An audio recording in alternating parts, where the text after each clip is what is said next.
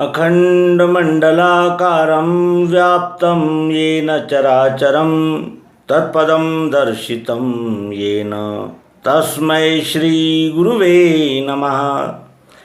अज्ञानान्धस्य लोकस्य ज्ञानाञ्जनशलाकया चक्षुरुन्मीलितं येन तस्मै श्रीगुरुवे नमः।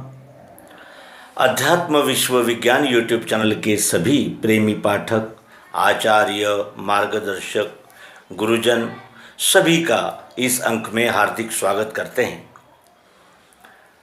मित्रों, अर्जुन कहता है श्री कृष्ण जी से कि मैं आपका दोस्त हूँ, मित्र हूँ, हम में कोई भी बात छिपी नहीं रही।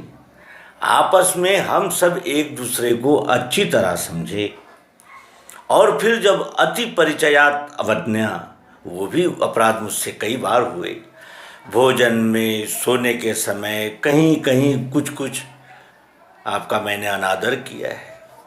मैं नहीं जानता था कि आप तत्वदर्शन कराते हो, आप सद्गुरु हो। मैं आपको मित्र ही मानता रहा और फिर रिश्तेदारी भी हो गई, वो भी आपने मेरे मन की जान ली।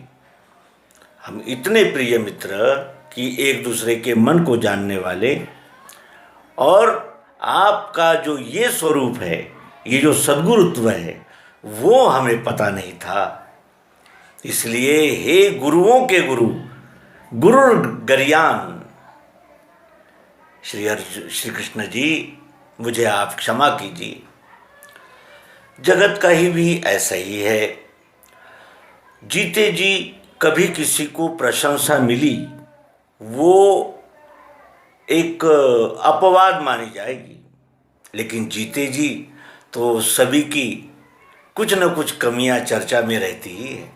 उसकी अच्छाइयों से ज़्यादा उसकी बुराइयों पर चर्चा उसके जीवित रहते हुए रहती है, और जाने के बाद लोग उसके मंदिर बनाते हैं, प्रतिमाएं बनाते हैं, और फिर क्या होता है ये तो हम सब जानते हैं।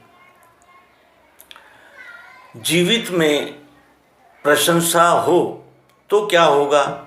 जीवित में यदि किसी की हम प्रशंसा करें तो क्या होगा? उसे प्रोत्साहन मिलेगा, वो और अधिक कुशलता से अपने कर्म को करने लगेगा, यानी उसका तो लाभ हुआ ही। दूसरा, उसे प्रेरणा मिलेगी कि इसके आगे क्या है, इसके आगे क्या है, जिज्ञासा जगेगी। और यदि हमने उसकी निंदा की तो क्या होगा?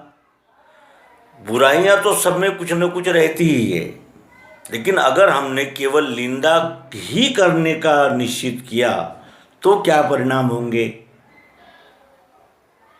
वो हतोत्साहित होगा। वो कहेगा कि 100 अच्छे काम करने पर भी लोग एक बुराइयों को का ढिंढोरा पीटते ही रहते हैं।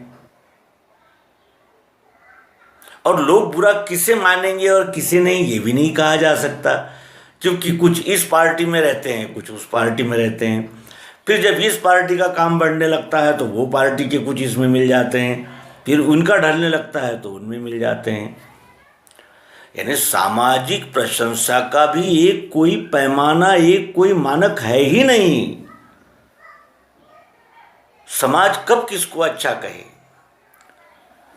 कंस मथुरा के राजा, रावण लंका के राजा, महान, और एक बनवासी श्री राम और एक ग्वाला श्री कृष्ण। कहने का आशय यह है कि प्रशंस्तुति और निंदा, ये दोनों के ऊपर जाना कितना कठिन है, और वो पार करने पर ही फिर हम जाने के बाद वो जो कार्य की खुशबू है वो फैलने लगती है, हम चर्चा में आने लगते हैं। लेकिन जब हम जीवित थे तब हमारे करीब कोई आकर ये नहीं पूछा कि आपको ऐसा क्या मिल गया है जिससे आपको कृतकृत्यता का आनंद मिल रहा है, आप इतने प्रसन्न कैसे रहते हो? क्या हमें सुख दुख नहीं होते? सभी को होते हैं, केवल हमें जागने की आवश्यकता है। हम अपना स्वयं का भी अनुभव अगर साझा करें तो यही दिखता है कि अवश्य ही कुछ न कुछ प्रारब्ध था।